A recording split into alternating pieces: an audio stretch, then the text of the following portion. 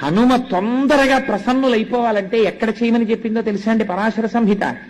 అరటి తోటలోకి వెళ్ళి హనుమ యంత్రం కానీ హనుమ బొమ్మ కానీ హనుమ అని రాసి కానీ మీరు అక్కడ పెట్టి మీరు కానీ ఆ రోజున ఉపాసన చేశారా అరటి తోటలో, ప్రత్యక్షమైనటువంటి స్వరూపంతో స్వామి వచ్చి తీసుకుని తీరుతారని భయం ఇచ్చింది సంహిత.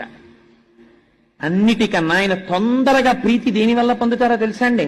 అరటి పండుగ కదలి పూజ అని ప్రత్యేకమైనటువంటి పూజ ఆయనకి. కేవలం అలంకారంతో ఆయన తృప్తి పడిపోతారు.